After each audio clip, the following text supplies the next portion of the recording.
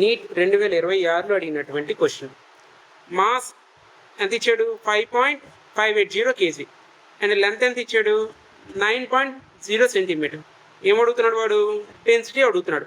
So density formula mass per volume. So mass 5.580 kg 5.580 kg by volume. So volume తెలియాలి. So volume formula ఏంటి? Length cube. So length ఎంత ఇచ్చాడు వీడు మనకి? 9.0 centimetre whole cube. 729 centimetre cube. ఇది ఎంకేఎస్లో ఉంది, ఇది సిజిఎస్లో ఉంది. సో కాబట్టి రెండింటినీ సేమ్ యూనిట్లో కన్వర్ట్ చేసుకోండి. 580 గ్రామ్స్లోకి మార్చేసా బై 729 సెంటీమీటర్ క్యూబ్. సింప్లిఫై చేస్తే ఎంత వస్తుంది?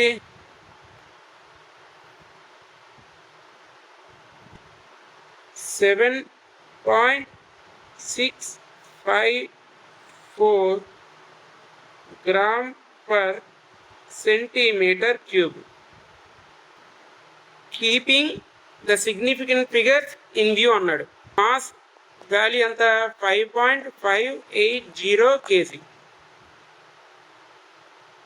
లెంత్ ఎంత?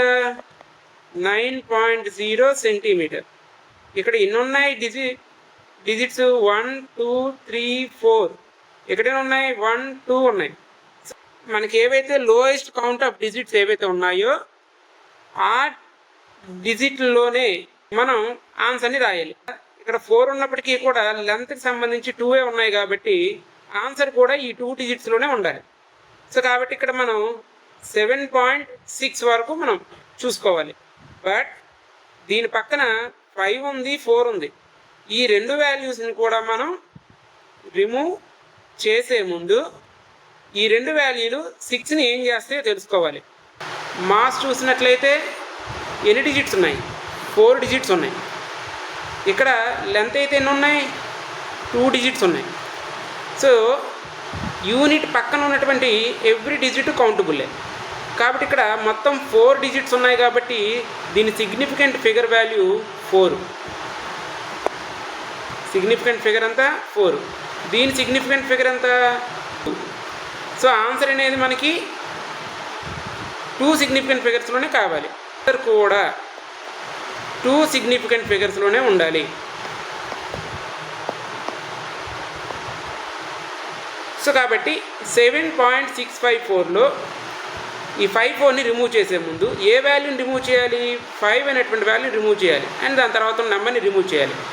సో ఏ వాల్యూని అయితే రిమూవ్ చేస్తున్నామో ఆ రిమూవ్ చేస్తున్న వాల్యూ 5 లేదా అంతకంటే ఎక్కువ ఉండేటప్పుడు 5 ముందున్నటువంటి డిజిట్ని ఒక వాల్యూని ఇంక్రీజ్ చేసి అంటే +1 యాడ్ చేసి ఈ రెండింటిని మనం రిమూవ్ చేయాలి. సో అప్పుడు ఏమవుతుంది? 7.6కి ఒక వాల్యూ ఇంక్రిమెంట్ అవుతుంది 7.7. సో ఈ 5 4 రెండింటిని రిమూవ్ చేసేసి 7.7 గ్రామ్ పర్ సెంటీమీటర్ క్యూబ్.